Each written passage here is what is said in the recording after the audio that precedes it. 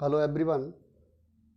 आज के इस वीडियो लेक्चर में हम कंटिन्यूटी पर बेस्ड कुछ एग्जाम्पल्स करेंगे, लेकिन उससे पहले राजस्थान बोर्ड के गत वर्षों के पेपरों और उनके टाइमिंग की बात करें तो राजस्थान बोर्ड दिसंबर में हाफ ईयरली में कंप्लीट सिलेबस देता रहा है।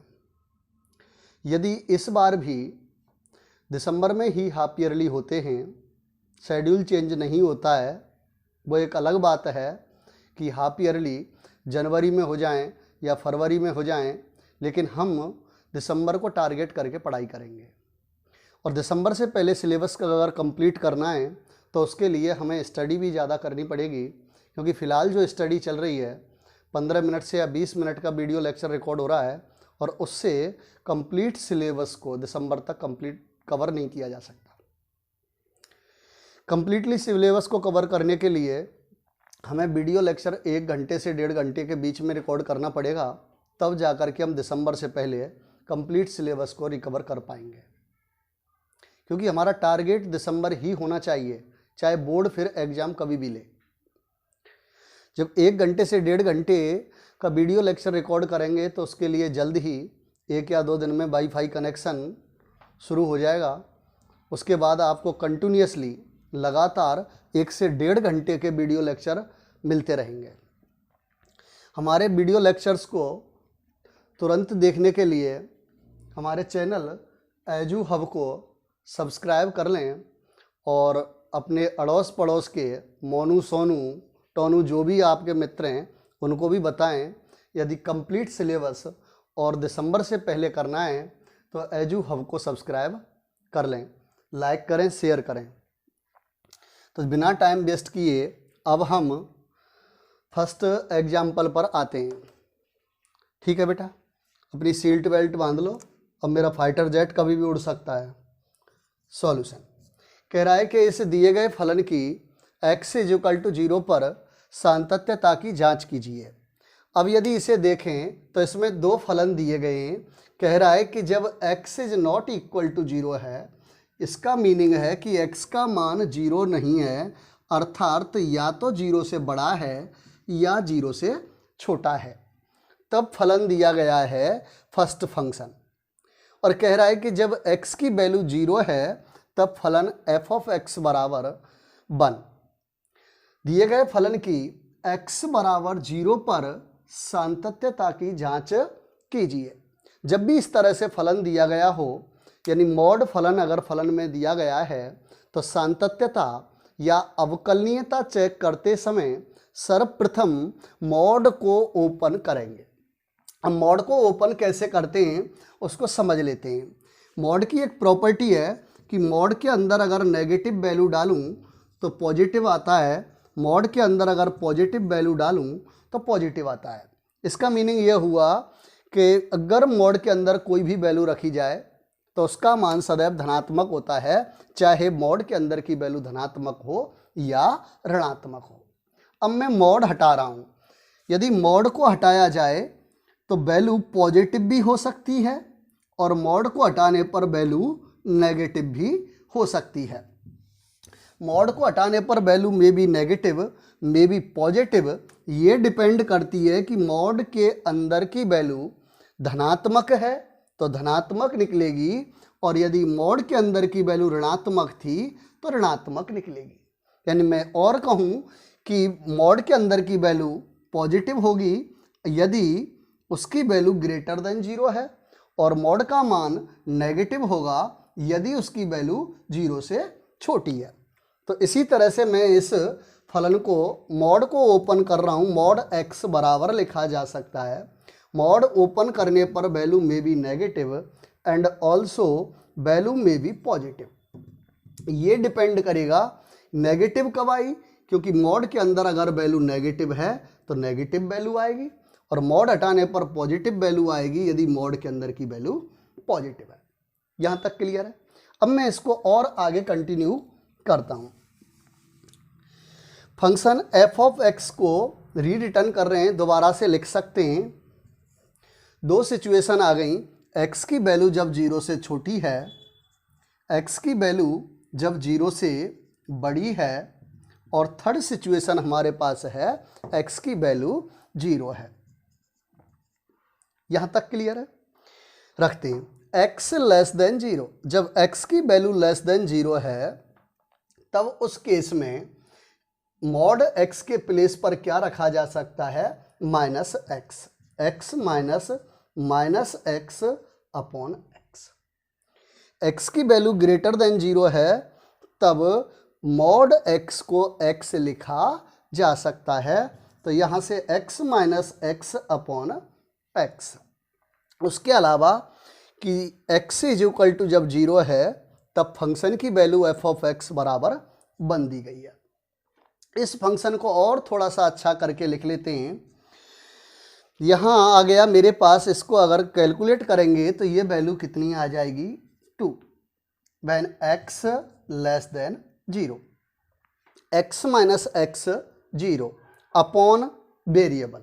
0 अपॉन वेरिएबल 0 होगा या नहीं होगा ये डिपेंड करेगा कि हर में दी गई वैल्यू नॉन जीरो है या 0 है, या अशून्य संख्या है, या मैं ये कहूँ कि शून्य संख्या है। हर पर डिपेंड करेगा। बेटा ये तो आ गया numerator 0, but x greater than 0 है। इसका मीनिंग है कि x की वैल्यू 0 नहीं है। 0 नहीं है यानी 0 से बड़ी कोई धनात्मक संख्या है, अर्थात अशून्य संख्या है। और जब ये अशून्य संख्या है तो किसी अशून्य संख्या का शून्य में भाग देने पर, अशून्य संख्या का शून्य में भाग देने पर क्या आएगा? शून्य। x greater than 0। और उसके अलावा थर्ड सिचुएशन है कि function f of x is equal to 1 होगा when x is equal to 0। यहां तक क्लियर है? कॉपी करो बेटा जल्दी से, इरेज करता हूं। करते हैं बेटा। मेरे पास फंक्शन आ गया, मैंने फंक्शन को अच्छे से लिख लिया। ये आ गया मेरे पास फंक्शन f ऑफ x। अब इस दिए गए फलन की x इज इक्वल टू 0 पर सातत्यता चेक करनी है at x is equal to 0। 0 पर सातत्यता चेक करते समय 0 पर फंक्शन की वैल्यू निकालेंगे। 0 से ठीक पहले वाले बिंदु 0 माइनस h पर फंक्शन की वैल्यू निकालेंगे और 0 के ठीक बाद वाले बिंदु 0 प्लस h पर फंक्शन की वैल्यू निकालेंगे, जहां h क्या है? अत्यल्प धनात्मक मान है, बहुत छोटी वैल्यू है। h बहुत छोटी वैल्यू है। f of 0, f of x बराबर ये है। x बराबर जब इसमें 0 रखा जाए तो फंक्शन f ऑफ x बराबर क्या होगा? f ऑफ 0 की value 1। f of 0 minus h 0 से छोटा है। 0 माइनस h 0 से छोटा है, 0 में से कुछ घट रहा है अर्थात 0 से छोटा है। और जब x की वैल्यू 0 से छोटी है तब f ऑफ x बराबर क्या है? 2। x के प्लेस पर अगर मैं यहाँ फंक्शन में 0 माइनस h रखूँ तो यहाँ भी x के प्लेस पर 0 माइनस h आएगा, लेकिन x है ही नहीं। क्या आ जाएगी फंक्शन की वैल्यू? 2। 0 प्लस h 0 से बड़ा है। 0 से बड़ा है, जब x 0 से बड़ा है तब फंक्शन f ऑफ x बराबर क्या दिया गया है? 0। यहां तक क्लियर है? क्योंकि 0 में से कुछ घटाया है, 0 माइनस h, h अनिर्धार्य है। अनिर्धार्य केस में लिमिट अप्लाई करेंगे और h क्या है? अत्यल्प धनात्मक मान, बहुत छोटा है, तो h टेंडिंग टू 0। उधर भी लिमिट h टेंडिंग टू 0। यहाँ h अनिर्धार्य है। अनिर्धार्य केस में हम लिमिट अप्लाई करेंगे, limit h tending to 0। RHS में भी limit h tending to 0। f of 0 minus h 0 के बाईं तरफ वाले बिंदु पर फंक्शन की वैल्यू है। बाईं तरफ वाले बिंदु पर फंक्शन की वैल्यू है और उस पर लिमिट लगी हुई है, तो मैं ये कहूँ कि फंक्शन की बाईं सीमा f ऑफ 0 प्लस h 0 के दाईं तरफ वाले बिंदु पर फंक्शन की वैल्यू है और उस पर लिमिट लगी हुई है, तो फंक्शन की दाईं सीमा कहेंगे। किसी कांस्टेंट वैल्यू की लिमिटिंग वैल्यू वही कांस्टेंट वैल्यू होती है, किसी कांस्टेंट वैल्यू की लिमिटिंग वैल्यू वही कांस्टेंट वैल्यू होती है। तो यहाँ से अगर x इज इक्वल टू 0 पर देखें तो function value 1, left hand limit 2, right hand limit 0, क्या तीनों आपस में बराबर हैं? नहीं है। और जब तीन में से कोई एक भी बराबर ना हो, function value left hand limit, right hand limit में से यदि कोई एक भी बराबर ना हो, तब दिया गया फलन उस बिंदु पर असतत होगा। यहां तक क्लियर है? तो इसको मैं कैसे लिख सकता हूं? चूंकि function value is not equal to limit h tending to 0, f of 0 minus h is not equal to limit h tending to 0, f of 0 plus h। और मैं ये कहूँ कि function value is not equal to left hand limit is not equal to right hand limit. अतः दिया गया फलन x is equal to 0 पर असतत है। यहां तक क्लियर है? नेक्स्ट एग्जाम्पल,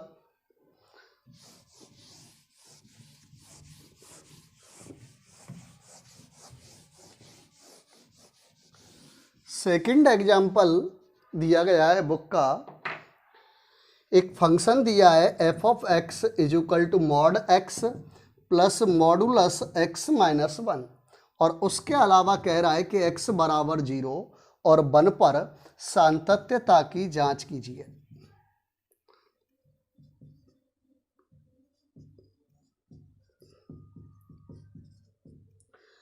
कह रहा है कि x is equal to 0, x is equal to 0, x is equal to 1 पर दिए गए फलन की सातत्यता की जांच कीजिए। चूंकि दिए गए प्रश्न में मॉडुलस फंक्शन है, तो पहले हम मॉड को ओपन करेंगे। अब मॉड को ओपन करने के लिए मॉड के अंदर की वैल्यूज को 0 के बराबर रखकर क्रांतिक बिंदु ज्ञात करते हैं। प्राप्त क्रांतिक बिंदुओं को संख्या रेखा पर व्यक्त करके अंतराल बनाते हैं, दूसरा स्टेप। और थर्ड स्टेप, प्राप्त अंतरालों के लिए मॉड के अंदर की वैल्यू का चिन्ह चेक करते हैं। यदि मॉड के अंदर की वैल्यू पॉजिटिव हो तो मॉड का मान धनात्मक होगा, और यदि मॉड के अंदर की वैल्यू नेगेटिव हो तो मॉड का मान ऋणात्मक होगा। ये विधि है बेटा, समझते हैं। मॉड को ओपन करने के लिए मॉड के अंदर की वैल्यू को 0 के इक्वल रख रहा हूँ। फर्स्ट मॉड के अंदर वैल्यू है x और सेकंड मॉड के अंदर वैल्यू है x माइनस 1। दोनों को 0 के इक्वल रख करके मैं क्रांतिक बिंदु निकाल रहा हूँ। x की value x is equal to 1। इसको अगर 0 के इक्वल रखेंगे तो x इज इक्वल टू क्या आ जाएगा? 1। इस तरह से मेरे पास दो क्रांतिक बिंदु आ गए। प्राप्त क्रांतिक बिंदुओं को संख्या रेखा पर व्यक्त करते हैं। 0, 1 संख्या रेखा पर व्यक्त करने के बाद अंतराल बनाते हैं। 0 से छोटा है जब x की वैल्यू 0 से छोटी है। यहाँ 0 से तो बड़ा है x बट लेस देन 1 है, और इस अंतराल के लिए x ग्रेटर देन 1। यहाँ तक क्लियर है? क्रांतिक बिंदु निकाल लिए, अंतराल बना लिए, और अब प्रत्येक अंतराल के लिए मॉड के अंदर की वैल्यू का चिन्ह चेक करेंगे। यदि पॉजिटिव हो तो मॉड की वैल्यू पॉजिटिव होगी, और यदि वैल्यू नेगेटिव हो तो मॉड की वैल्यू नेगेटिव होगी। इस फंक्शन को दोबारा से मैं लिख लेता हूँ। f of x is equal to, मेरे पास 3 अंतराल बन गए। फर्स्ट इंटरवल था x less than 0, second interval था 0 से मोर देन है x बट लेस देन 1, और थर्ड इंटरवल आया x ग्रेटर देन 1। यहाँ तक क्लियर है बेटा? चेक करते हैं। x less than 0, x less than 0 का मीनिंग है बेटा, इन दोनों को एक बार मॉड के अंदर की वैल्यूज को लिख लेता हूँ। x माइनस 1, ये दो वैल्यू थी मेरे पास। x लेस देन 0, 0 से छोटा है। 0 से छोटा कुछ भी एज्यूम करो, मैंने सपोज कर लिया यहाँ से x is equal to minus 1। x is equal to minus 1 अगर इसमें रखेंगे तो ये वैल्यू माइनस 1 नेगेटिव है। x is equal to minus 1 यहाँ रखेंगे तो ये वैल्यू -2 नेगेटिव है। यानी इस अंतराल के लिए मॉड के दोनों मॉडों के अंदर की वैल्यू नेगेटिव हैं, तो दोनों मॉड की वैल्यू नेगेटिव होगी, यानी -x -1। सेकंड इंटरवल पर आते हैं। सेकंड इंटरवल है 0 से बड़ा है और 1 से छोटा है। 0 से बड़ा 1 से छोटा, मैंने x एज्यूम कर लिया 0.5। x के प्लेस पर अगर 0.5 रखूंगा, 0.5 जो कि धनात्मक है, 0.5 रखेंगे तो ये आएगा माइनस के 0.5 नेगेटिव है। इसका मीनिंग है कि फर्स्ट मॉड के अंदर की वैल्यू पॉजिटिव है और सेकंड मॉड के अंदर की वैल्यू नेगेटिव है। तो फर्स्ट मॉड की वैल्यू तो जैसी है वैसी की वैसी लिख दी, सेकंड मॉड के अंदर की वैल्यू नेगेटिव है तो -x -1।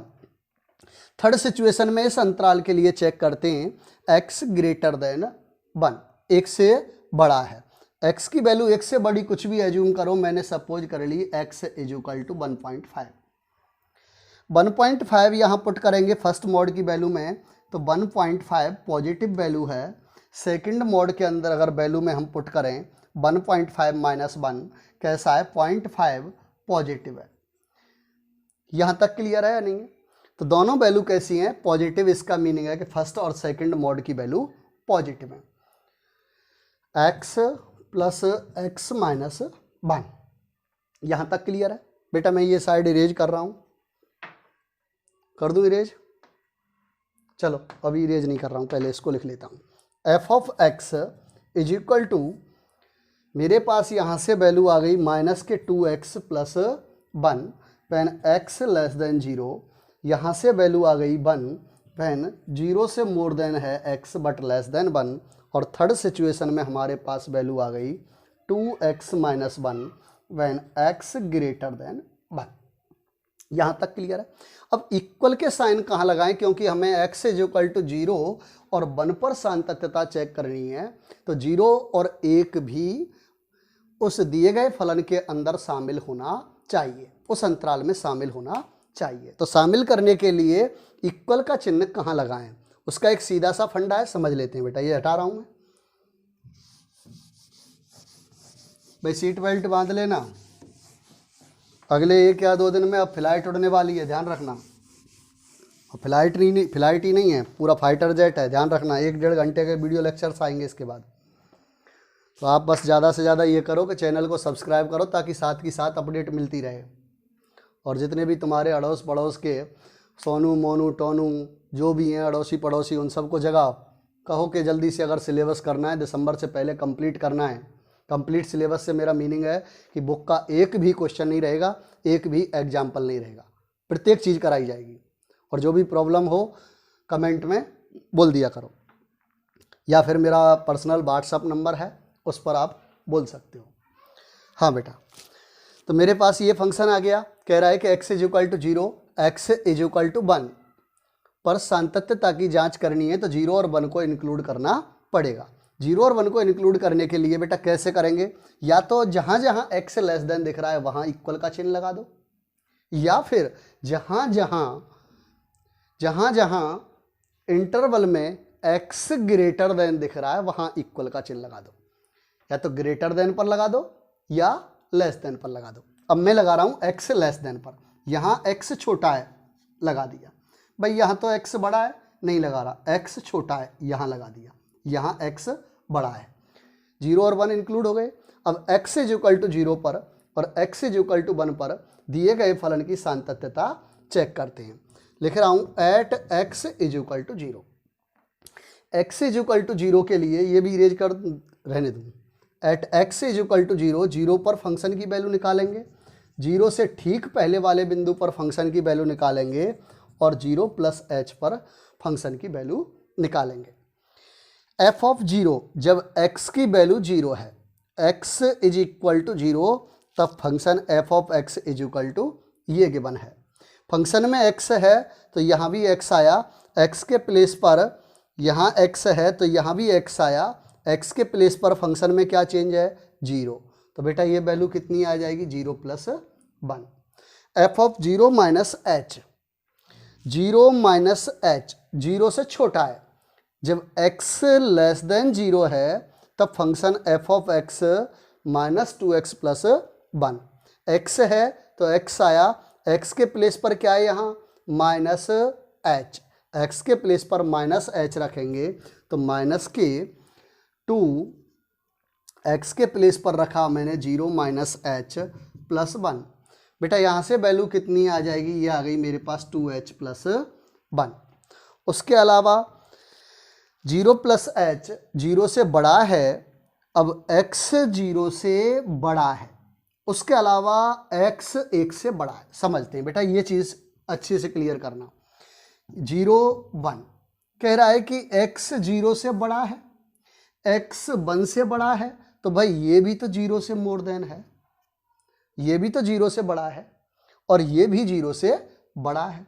अब दोनों फंक्शन हैं मेरे पास 0 से बड़े के लिए, कौन से फंक्शन की बात करेंगे भाई। x ग्रेटर देन 0, 0 से बड़ा है, और x 1 से भी बड़ा है, तो ये 0 से तो अपने आप ही बड़ा हो गया।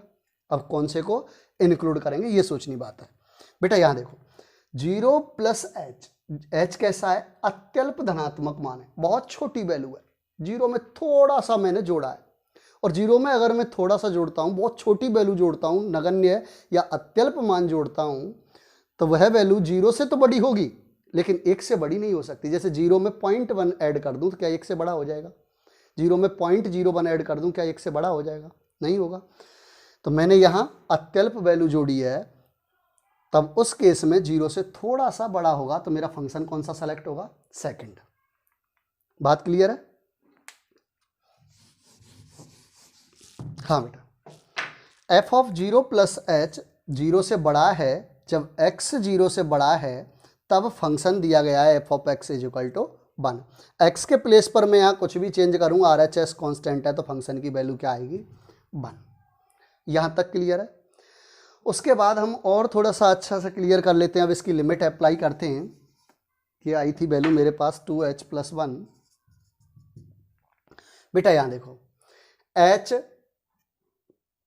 अनिर्धार्य है या इंडेफिनिट वैल्यू है, डिफाइन नहीं है, तो उस केस में क्या करेंगे? Limit apply. अनसर्टेन वैल्यू है, लिमिट LHS में अप्लाई की है तो RHS में भी लिमिट अप्लाई करेंगे। h बहुत छोटी वैल्यू है। यहाँ देखो h अनसर्टेन वैल्यू है, लिमिट अप्लाई करेंगे, RHS में भी लिमिट अप्लाई करेंगे। यहाँ तक क्लियर है या नहीं है? लिमिट अप्लाई करने पर h के प्लेस पर अगर हम 0 पुट करें तो ये वैल्यू कितनी आ गई? 1। किसी कांस्टेंट वैल्यू की लिमिटिंग वैल्यू क्या होती है बेटा? 1। उसके अलावा 0 minus F of 0 minus H, 0 के बाईं तरफ वाले बिंदु पर फंक्शन की लिमिटिंग वैल्यू है, तो इसको कहेंगे left hand limit. F of 0 plus H 0 के दाईं तरफ वाले बिंदु पर फंक्शन की वैल्यू है और उस पर लिमिट अप्लाई है, तो फलन की दाईं सीमा का मान कहेंगे राइट हैंड लिमिट, RHL। यहाँ तक क्लियर है बेटा? फंक्शन वैल्यू आई 1, लेफ्ट हैंड लिमिट 0 पर 1 और 0 पर राइट हैंड लिमिट 1। तब कह सकते हैं कि दिया गया फलन x इज इक्वल टू 0 पर, x इज इक्वल टू 0 पर एक सतत फलन है। मैं ये कहूँ कि चूंकि at x is equal to 0 function value बराबर limit h tending to 0, F of 0 minus H बराबर limit h tending to 0, F of 0 plus H, और मैं ये कहूँ इज इक्वल टू कितना है? 1। फंक्शन वैल्यू बराबर लेफ्ट हैंड लिमिट बराबर राइट हैंड लिमिट, अतः दिया गया फलन x इज इक्वल टू 0 पर सतत है। तो एक बिंदु पर तो मैंने चेक कर लिया, x इज इक्वल टू 0 पर फलन कैसा है? सतत है। अब दूसरे क्रांतिक बिंदु x इज इक्वल टू 1 पर सातत्यता की जांच करनी है।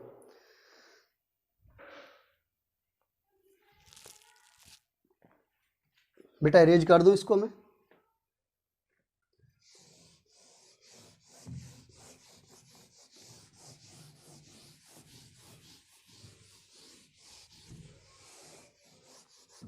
At x is equal to 1, x is equal to 1 पर चेक करने के लिए 1 पर फंक्शन की वैल्यू निकालेंगे। 1 से ठीक पहले वाले पॉइंट पर फंक्शन की वैल्यू निकालेंगे और 1 के ठीक बाद वाले बिंदु पर फंक्शन की वैल्यू निकालेंगे। एफ ऑफ 1 जब x इज इक्वल टू 1 है, जब x इज इक्वल टू 1 है, x इज लेस देन और इक्वल टू 1, x की वैल्यू जब 1 के इक्वल है तब function f of x is equal to क्या गिवन है 1। f ऑफ 1 माइनस h, एक में से कुछ घट रहा है अर्थात एक से छोटा है, एक से छोटा है। व्हेन x लेस देन 1 तब function f of x is equal to 1। Same 1 plus h 1 से मोर देन है, when x greater than 1 function f of x is equal to 2x minus 1। x है तो यहाँ x आया, x के place पर function में क्या चेंज है 1 plus h is equal to लिख सकता हूँ 2 इंटू 1 प्लस h माइनस 1। यहाँ तक क्लियर है या नहीं है? नेक्स्ट आगे करते हैं बेटा। h अनिर्धार्य है, अनसर्टेन वैल्यू है, लिमिट अप्लाई करेंगे, लिमिट h टेंडिंग टू 0। तो RHS से कोई दुश्मनी नहीं है, RHS में भी लिमिट अप्लाई करेंगे h tending to 0। Same h uncertain value है तो फंक्शन की वैल्यू भी अनसर्टेन होगी, limit h tending to 0। Same यहाँ लिमिट h टेंडिंग टू 0। यहाँ तक क्लियर है? f ऑफ 1 माइनस h 1 के बाईं तरफ वाले बिंदु पर फंक्शन की वैल्यू है और उस पर लिमिट अप्लाई है तो इसे कहेंगे बाईं सीमा, left hand limit. 1 plus h 1 के दाईं तरफ वाले बिंदु पर फंक्शन की वैल्यू है, उस पर लिमिट अप्लाई है तो इसको कहेंगे राइट हैंड लिमिट। बेटा किसी कांस्टेंट वैल्यू की लिमिटिंग वैल्यू वही कांस्टेंट वैल्यू होती है। यहाँ लिमिट अप्लाई करेंगे h के प्लेस पर, अगर मैं 0 रखता हूँ, नगण्य मान लिया, h बहुत छोटा है, लगभग 0 के आसपास वाली वैल्यू है तो मैं इसको 0 पुट कर रहा हूँ। 0 पुट करेंगे यहाँ तो यह आ जाएगा 2 minus 1 is equal to 1। x is equal to 1 पर function value 1, left hand limit 1, right hand limit 1, अतः दिया गया फलन x इज इक्वल टू 1 पर एक सतत फलन है। कैसे लिखेंगे? चूंकि f of 1 is equal to limit h tending to 0, f of 1 minus h is equal to limit h tending to 0, f of 1 plus h। और मैं ये कहूँ कि function value is equal to left hand limit is equal to right hand limit is equal to 1, अतः दिया गया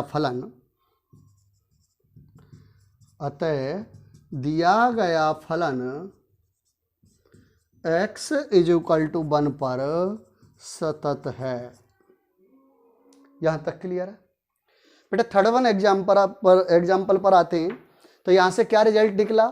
0 पर भी फलन सतत है और x इज इक्वल टू 1 पर भी फलन सतत है। अब हम आज का खास एवं लास्ट क्वेश्चन भी कर लेते हैं। लास्ट थर्ड एग्जाम्पल गिवन है, कह रहा है कि एक फंक्शन दिया है कि जब x की वैल्यू 0 के इक्वल नहीं है, इसका मीनिंग है कि x की वैल्यू या तो 0 से छोटी है या फिर 0 से बड़ी है, तब मेरे पास फर्स्ट फंक्शन है। और कह रहा है कि जब x की वैल्यू 0 है तब function f of x is equal to 0 है। और क्वेश्चन में पूछा है कि x इज इक्वल टू 0 पर दिए गए फलन की सातत्यता की जांच कीजिए। At x is equal to 0 पर सातत्यता चेक करते समय 0 पर फंक्शन की वैल्यू निकालेंगे, 0 से ठीक पहले वाले बिंदु 0 माइनस h पर फंक्शन की वैल्यू निकालेंगे और 0 के ठीक बाद वाले बिंदु 0 प्लस h पर फंक्शन की वैल्यू निकालेंगे। 0 f ऑफ 0 जब x इज इक्वल टू 0 है तब फंक्शन की वैल्यू 0 माइनस h 0 से छोटा है, जब x की वैल्यू 0 से छोटी है तब फर्स्ट फंक्शन गिवन है। फंक्शन में x है तो x आया, x के प्लेस पर फंक्शन में क्या चेंज है minus h e to the power minus 1 upon h upon 1 plus e to the power minus 1 upon h। यहाँ तक क्लियर है? f ऑफ 0 प्लस h 0 से बड़ा है, जब x 0 से बड़ा है तब फंक्शन अगेन फर्स्ट फंक्शन है। x के प्लेस पर फंक्शन में क्या चेंज है प्लस h, तो E to the power 1 upon H upon 1 plus E to the power 1 upon H. चूँकि एच अनसर्टेन वैल्यू है, लिमिट अप्लाई करेंगे, आर एच एस में भी लिमिट अप्लाई करेंगे। एच अनसर्टेन वैल्यू है, लिमिट अप्लाई करेंगे, यहाँ भी लिमिट अप्लाई करेंगे। ये बात समझ में आ गई। एफ ऑफ 0 माइनस एच, 0 के बाईं तरफ वाले बिंदु पर फंक्शन की वैल्यू है और उस पर लिमिट लगी हुई है, तो इसको कहेंगे बाईं सीमा, left hand limit. F of 0 plus H, 0 के दाईं तरफ वाले बिंदु पर फंक्शन की वैल्यू है और उस पर लिमिट लगी हुई है, तो इसे कहेंगे राइट हैंड लिमिट। यहाँ तक क्लियर है। लेकिन लिमिट अप्लाई करते हैं, डायरेक्ट लिमिट अप्लाई करते समय यदि फंक्शन की वैल्यू एक कांस्टेंट वैल्यू या एक निश्चित मान आता है तो डायरेक्ट लिमिट अप्लाई कर देते हैं, और यदि एक अनसर्टेन वैल्यू आती है तो लिमिट अप्लाई करने से पहले दिए गए फलन की कैलकुलेशन करते हैं, तत्पश्चात लिमिट अप्लाई करते हैं। बेटा लिमिट एच के प्लेस पर अगर मैं 0 रखता हूँ, एच बहुत छोटा है, लगभग नगण्य है, मैंने एच को 0 मान लिया। 0 के पास वाली बहुत छोटी वैल्यू थी तो मैंने लगभग 0 था, 0 मान लिया। E to the power minus infinite upon 1 plus E to the power minus infinite. और चूंकि हमें पता है कि E to the power minus infinite is equal to 0, E is equal to 2.713, E की वैल्यू पता होगी, ई की वैल्यू थी 2.713। अगर उसकी पावर बहुत ज़्यादा नेगेटिव है तो वैल्यू क्या आएगी, लगभग approximate 0। Same e to the power अगर इनफाइनाइट है, इसका मीनिंग है कि 2.713 की 2.713 टू दी पावर इनफाइनाइट, तो ये वैल्यू कैसी आएगी, इनफाइनाइट आएगी। बेटा यहाँ E to the power minus infinite 0 upon 1 plus 0 is equal to 0। एक सर्टेन वैल्यू आई तो मैंने डायरेक्ट लिमिट अप्लाई कर दी। यहाँ भी डायरेक्ट लिमिट जैसे ही अप्लाई करता हूँ तो ये वैल्यू आएगी E to the power infinite upon 1 plus E to the power infinite. E to the power infinite, infinite upon infinite. बेटा ये कैसी है, uncertain value, infinite upon infinite uncertain value है, तो डायरेक्ट लिमिट अप्लाई नहीं करेंगे। क्या करेंगे, उससे पहले कुछ कैलकुलेशंस करेंगे।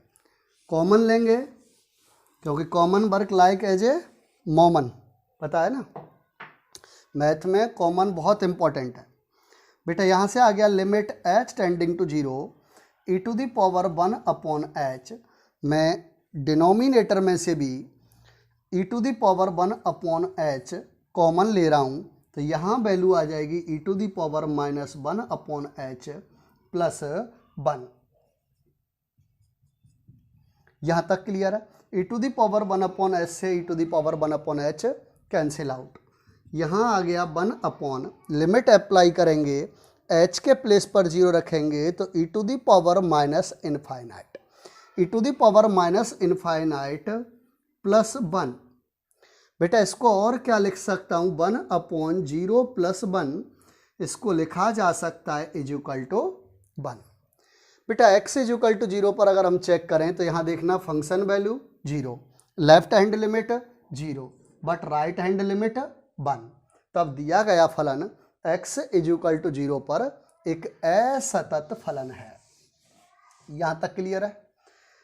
कैसे लिखेंगे, कैसे कि चूंकि f of 0 is equal to limit h tending to 0 f of 0 minus h, but not equal to limit h tending to 0 f of 0 plus h।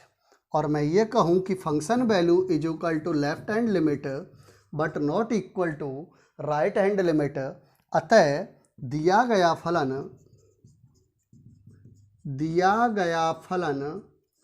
x is equal to 0 पर असतत है। यहाँ तक क्लियर है। ठीक है बेटा, आज के लिए इतना ही काफ़ी है, इसको अच्छे से करना। एग्जाम्पल नंबर 3 को ज़्यादा अच्छे से करना है।